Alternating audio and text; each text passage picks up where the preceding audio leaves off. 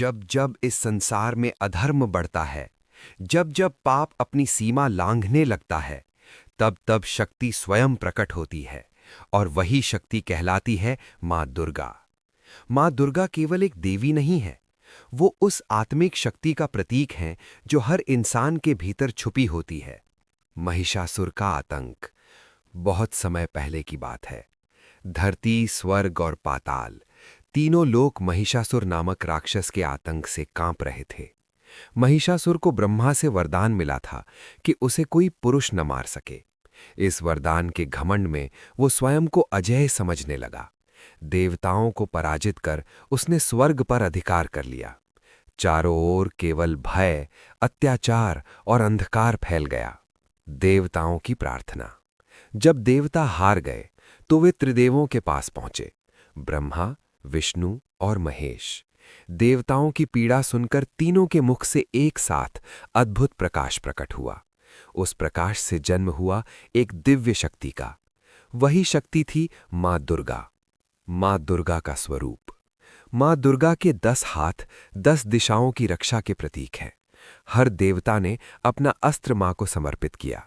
शिव का त्रिशूल, इंद्र का वज्र, विष्णु का चक्र, राम का धनुष, कार्तिकेय का शस्त्र और माँ दुर्गा सिंह पर सवार होकर अधर्म के विनाश को निकल पड़ी। 9 दिन का महासंग्राम। महिषासुर और माँ दुर्गा के बीच युद्ध 9 दिन और 9 रात चला। राक्षस बार बार अपने रूप बदलता रहा, कभी भैंसा, कभी सिंह, कभी हाथी, लेकिन माँ दुर्गा हर रूप में उससे अधिक शक्तिशाली रहीं। 9वीं की रात माँ ने त्रिशूल से महिषासुर का अंत कर दिया और 10वीं के दिन अधर्म का विनाश हुआ। यही दिन कहलाया विजयादशमी। माँ दुर्गा का संदेश। माँ दुर्गा हमें सिखाती हैं, शक्ति का अर्थ क्रोध नहीं बल्कि संयम है। साहस का अर्थ युद्ध नहीं बल्कि अन्याय के सामने खड़े होना है। भक्ति का अर्थ डर नहीं बल्कि विश्वास है। नवरात्रि का रहस्य। नवरात्रि के 9 दिन माँ के 9 रूपों की पूजा होती है।